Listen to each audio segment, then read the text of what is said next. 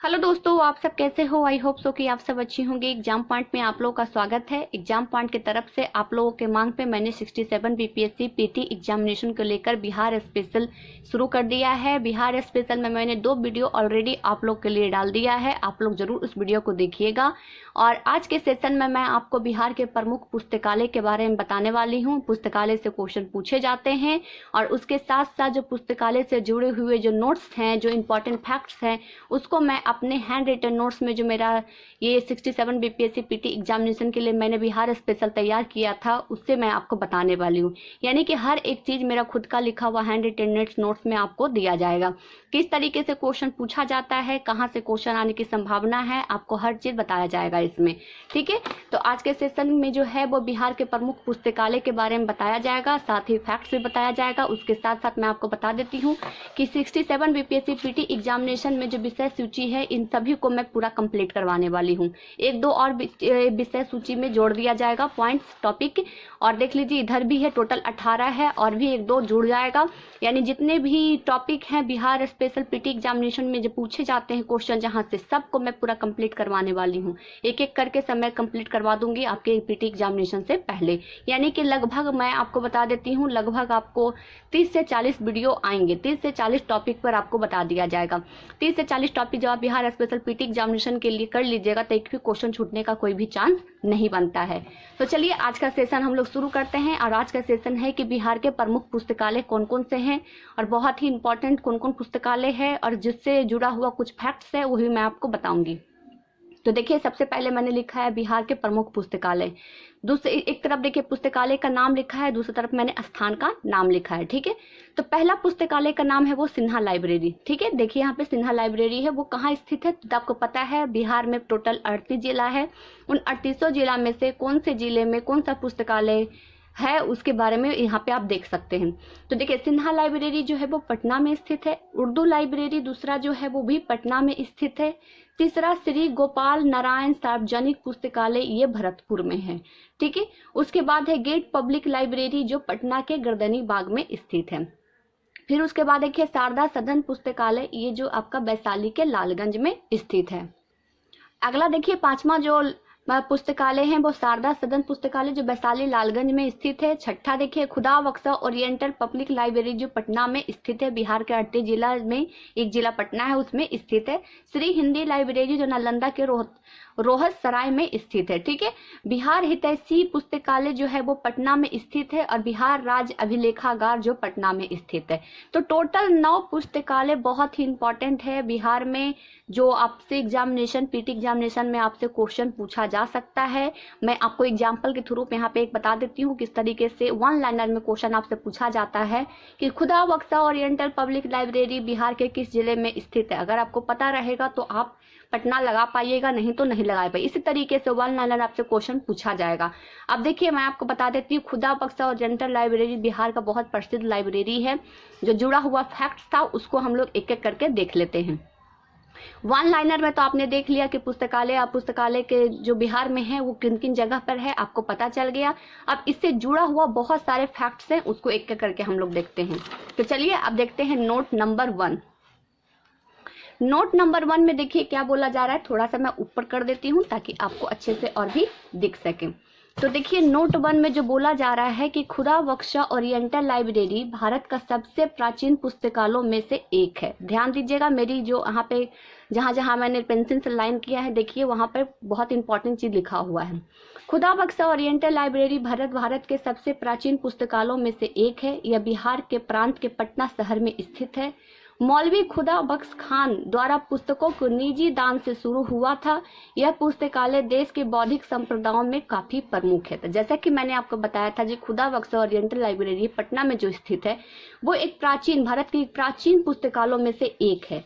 और इसको जो शुरू किया गया था, एक वे व्यक्ति थे जिनका नाम था मौलवी खुदा बख्श खान के द्वारा पुस्तकों के निजी दान से, यानी कि बुक को दान करके एक जगह इकट्ठा करके एक खुदा बख्शा ओरिएंटल लाइब्रेरी ओपन किया गया था। ठीक है, दूसरा नोट देख लीजिए, भारत सरकार ने संसद में 1969 में पारित एक विधेयक द्वारा इसे राष्ट्रीय महत्व संस्था के रूप में प्रतिष्ठित किया है। यानी कि केंद्र सरकार, भारत सरकार के द्वारा संसद में 1969 में एक विधेयक पारित हुआ था। उसी टाइम खुदे बख्श और ओरिएंटल लाइब्रेरी को भारत के प्राचीनतम पुस्तकालयों में से एक संस्था का रूप दे दिया गया था। ठीक है, तो देख लिए यहाँ पे कहाँ कहाँ आपको लग रहा है कि क्वेश्चन पूछा जा सकता है। मैं आपको लास्ट में क्वेश्चन भी बताऊंगी किस तरीके से पूछा जाएगा। ठीक है, आप देख लीजिए तीसरा जो नोट है कि इस पुस्तकालय में जिसके अध्यक्ष बिहार के राज्यपाल होते हैं, यानी कि जो खुदा बख्श ओरिएंटल लाइब्रेरी है, ठीक है, इन सभी लाइब्रेरी में से सबसे महत्वपूर्ण जो है वो खुदा बख्श ओरिएंटल लाइब्रेरी है। तो क्यों है? क्योंकि ये प्राचीनतम लाइब्रेरी है भारत का, इसीलिए। तो देखिए ये जो पुस्तकालय हैं जिसके अध्यक्ष, आपको पता है जो भी संस्था होती है इसके एक अध्यक्ष होते हैं, तो इसके अध्यक्ष कोई और नहीं बिहार के राज्यपाल होंगे। अब वर्तमान में जो बिहार के राज्यपाल हैं वो फागू चौहान जी हैं। तो फागू चौहान जी ही बिहार के जो ओरिएंटल लाइब्रेरी है, खुदा बख्श ओरिएंटल लाइब्रेरी है, उसके अध्यक्ष हैं। ठीक है, अगला जो नोट है, यह पुस्तकालय पूरी तरीके से तरह से भारत सरकार के संस्कृति मंत्रालय अनुदान पे संचालित होते हैं। तो आपको समझ में आ गया, अनुदान यानी कि भारत सरकार के खर्चे पर ही ये खुदा बख्श लाइब्रेरी चलता है। इसकी देख रेख, इसके किताब वगैरह सबको यहाँ पर रहने वाले जो व्यक्ति हैं उसके देख रेख करने के लिए उन सब का जो खर्च है वो भारत सरकार उठाती है।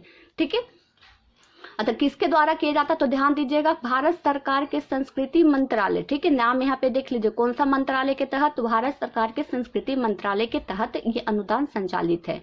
अगला नोट हम लोग देख लेते हैं। अगला नोट है कि बिहार की राजधानी पटना में स्थित अभिलेखागार भवन। अभिलेखागार कहाँ था, तो देखिए सबसे लास्ट वाला था बिहार राज्य अभिलेखागार जो पटना में स्थित है। तो यही जो अगला नोट है उसी से रिलेटेड है कि बिहार की राजधानी पटना में जो स्थित अभिलेखागार भवन इतिहास को झांकने में एक ऐसी खिड़की है जहां सब कुछ प्रमाणिक है। यहां आप राजा टोडरमल की डायरी देख सकते हैं। राजा टोडरमल वही हैं जो अकबर के नवरत्नों में शामिल थे। ठीक है, उनकी डायरी यहाँ पे रखी हुई है। आप अभिलेखागार पटना के आइएगा, अभिलेखागार में देखिएगा तो इनकी डायरी पढ़ने का आपको मौका मिलेगा।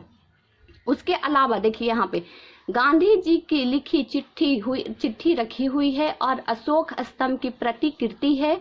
इसके अलावा राजबाड़ों से जुड़े कई ऐतिहासिक तथ्य और किताबें भी हैं। सबसे इम्पोर्टेंट चीज यहाँ पे देखिए राजा टोडरमल की डायरी है अभिलेखागार में जो बिहार के पटना जिले में स्थित है। दूसरा जो है वो गांधी जी की लिखी चिट्ठी है।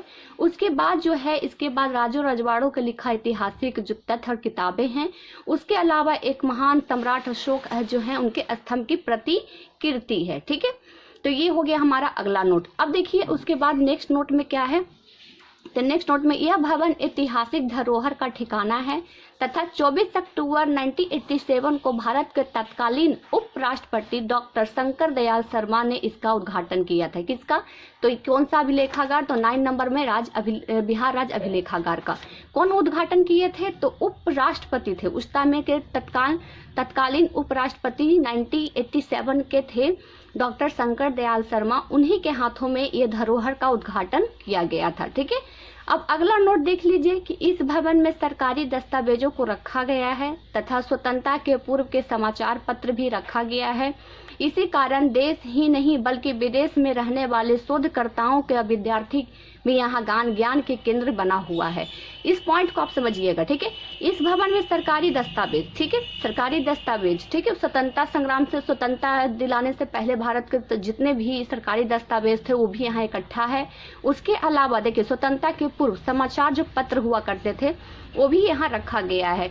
तो जब भी आप देखते होंगे बिहार का न्यूज़, तो कुछ बहुत पुराने न्यूज़ जो निकल कर आते हैं यहीं से आते हैं, यही अभिलेखागार से उस न्यूज़ को निकाला जाता है और फिर छापा जाता है।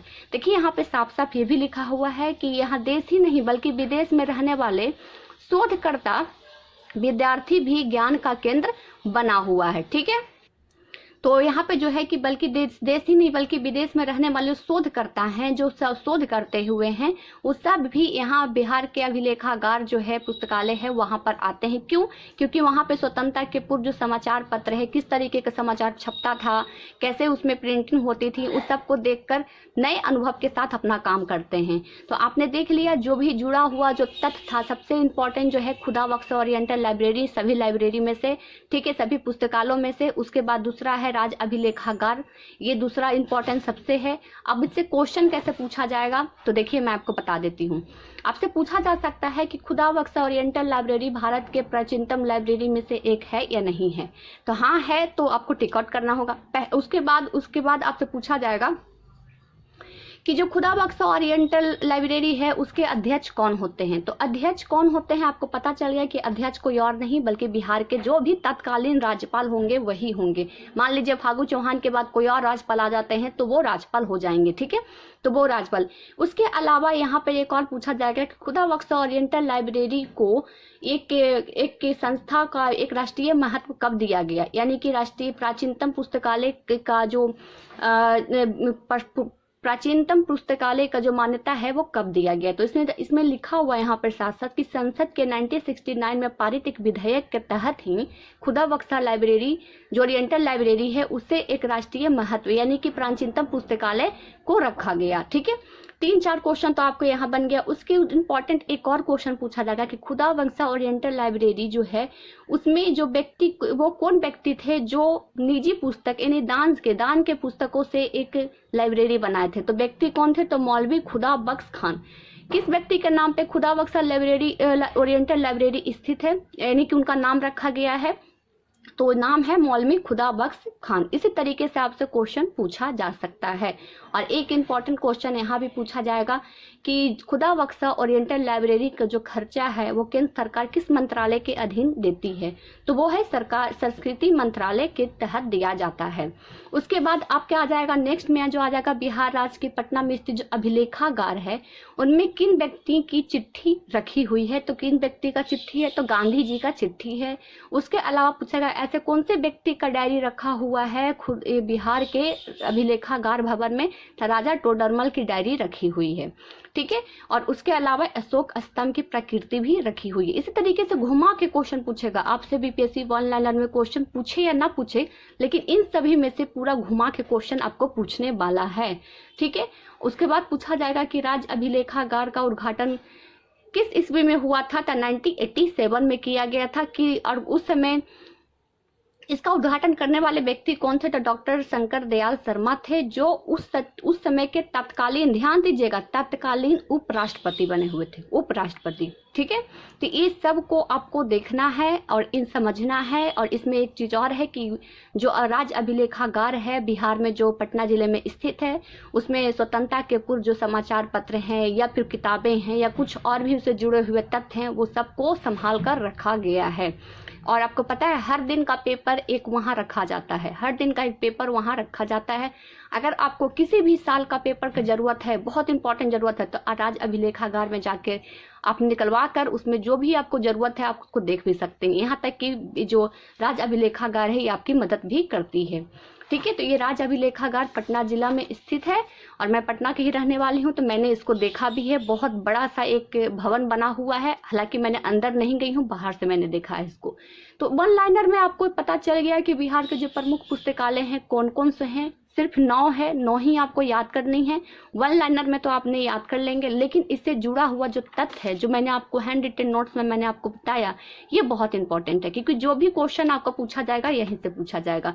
वन लाइनर से क्वेश्चन आपसे पूछ दिया जाएगा या ना भी पूछा जाएगा, पूछ भी दिया जाएगा। तो आपसे एक चीज और ध्यान रखिएगा, अगर आपको पुस्तकालय में नहीं समझ में आएगा तो अगर ऑप्शन में पटना रहेगा तो सिर्फ आप पटना मारिएगा, क्योंकि अधिकतर जो है वो पटना में ही स्थित है। पटना क्यों, क्योंकि आपको पता है कि पटना उस टाइम बहुत ज़्यादा रहा था, पटना में ही बहुत सारे डच फैक्ट्री वगैरह खुले थे, इसलिए पटना प्रसिद्ध है, ठीक है। तो पटना में ही आप मारिएगा अगर आपको नहीं आएगा कोई भी ऑप्शन समझ में, तो अगर आएगा तो सही करेक्ट वाला मारिएगा। उसके अलावा आप इन सब चीज़ को अच्छी तरीके से एक जगह लिख लीजिए, क्योंकि ऐसा वीडियो आपको बार बार कोई भी नहीं देगा। हो सकता है बहुत सारे यूट्यूबर हैं जो आपको ये बता दें कि बिहार के प्रमुख पुस्तकालय कौन कौन सा है वन लाइनर में, लेकिन इससे जुड़ा हुआ इतना सारा फैक्ट्स आपको कोई भी टीचर नहीं बताएगा, बताएगा, इसलिए नहीं बताएगा क्योंकि उनको सिर्फ और सिर्फ मतलब है A1 लाइनर से। लेकिन मैं खुद एक स्टूडेंट हूँ, मैं खुद एक BPSC की तैयारी करती हूँ, इसीलिए मैंने अपना ढूंढ कर, यूँ समझ लीजिए मैंने रिसर्च कर ये सब कुछ मैंने इकट्ठा किया है। ये मेरा पूरा 1 साल का मेहनत है, वही चीज़ मैं आपके साथ शेयर कर रही हूँ। ये चीज़ आपको कोई भी नहीं बता सकता। आप लोग मुझे खुद कमेंट करके कहिएगा कि अगर ऐसा कोई बता रहा है तो उनका आप मुझे बताइएगा, ठीक है। मैं ये नहीं कहती कि मैं ये बता रही हूँ आपको, मैं ये कह रही हूँ कि जो चीज़ आपको अभी मिल रहा है उसको संजो कर रखिए और उसको सही टाइम पे अच्छे से इस्तेमाल करिए। जो भी नए स्टूडेंट है वो हर एक चीज़ को लिखते चलिएगा, हर एक, जो पुराने स्टूडेंट है उनके लिए भी और जो नए स्टूडेंट है हर एक चीज़ को पकड़िए, लिखिए। क्योंकि BPSC PCS के BPSC एग्जामिनेशन रेगुलर हो जाने की वजह से लाखों स्टूडेंट की संख्या बढ़ गई है और इसमें कटअप की कटअप जो है और भी आगे बढ़ते चला जाएगा। पहले 110 कटअप था जनरल के लिए, लड़कियों लोग के लिए 100 था, लेकिन इस बार लग रहा है कि 110 भी पार होने वाला है। एक एक चीज़ को आपको कवर करना है और मैं अपने चैनल एग्जाम पॉइंट की तरफ के मदद से आपको जितने भी मैंने अपने विषय सूची आपको बताया, ये हर चीज़ मैं आपको बताऊंगी, एक एक चीज़ मैंने इसमें कंप्लीट करवाऊंगी और मैं आपको दिखा देती हूँ। सब कुछ मेरा हैंड रिटन नोट्स में है, मैंने इसको पहले भी आपको दिखाया था, एक बार फिर देख लीजिए। इस सब कुछ आपको हैंड रिटन नोट्स में आपको मिलेंगे, एक एक चीज़ हैंड रिटन। आप देख रहे हैं कितना मोटा एक कॉपी है, इसको मैंने पूरा कवर कर रखा है BPSC PT एग्जामिनेशन के लिए, पूरा का पूरा इसमें मैंने कवर कर रखा है और खुद के हैंड रिटन नोट्स में। और साथ साथ जो ये जो नोट्स है इसको मैंने ढूंढ के बहुत ही अलग अलग बुक से ढूंढ के इसको लिखा है एक जगह और वही चीज़ मैं आपके साथ शेयर कर रही हूँ। तो आप लोग मुझे कमेंट करके एक चीज़ और बताइएगा, अगर आप लोग को ये अच्छा लगता है तो इसको कंटिन्यू रखा जाए नहीं रखा जाए, आप लोग मुझे कमेंट करके बताइएगा। आपके कमेंट के देखकर ही मैं आगे का हर चीज़ करूँगी। तो चलिए आज के लिए बस इतना ही और जाते जाते मैं बता देती हूँ, टेलीग्राम चैनल से जो भी स्टूडेंट नहीं जुड़े हैं वो जुड़ जाइए। जितना भी आस्था का नोट्स है, ये बड़े बड़े कोचिंग का नोट्स हैं, उन सबको मैंने PDF डाल रखा है, आपको पैसा लगाने की कोई भी ज़रूरत नहीं पड़ेगी। जिस भी स्टूडेंट को नोट्स चाहिए वो लोग कमेंट करके सब्जेक्ट का नाम लिख के दीजिएगा, मैं उसका नोट्स अगर मेरे पास रहेगा तो मैं भेज दूंगी। टेलीग्राम चैनल का लिंक डिस्क्रिप्शन बॉक्स में है, ज्वाइन कर लीजिए, आपको बहुत ज़्यादा फायदा ही होगा। आप खुद देखिएगा, वहाँ तक कि PT एग्जामिनेशन के लिए सेट प्रैक्टिस, आस्था IAS का और अलग अलग कोचिंग का मैंने उस पर डाल रखा है। साथ साथ में आपको मेंस एग्जामिनेशन में हैंड रिटन नोट्स भी आपको सबको दिया जाएगा, साथ साथ डेली का करंट अफेयर भी जा रहा है वो हैंड रिटन नोट्स में। तो टेलीग्राम चैनल को ज्वाइन कर लीजिए, आपको फायदा ही होगा। तो चलिए फ्रेंड्स आज के लिए बस इतना ही, फिर मुलाकात होगी आपसे कोई नए टॉपिक के साथ बिहार स्पेशल में और नए जोश के साथ और नए नोट्स के साथ भी, नए फैक्ट्स के साथ आपसे मुलाकात होगी। तो चलिए आज के लिए बस इतना ही, थैंक यू सो मच।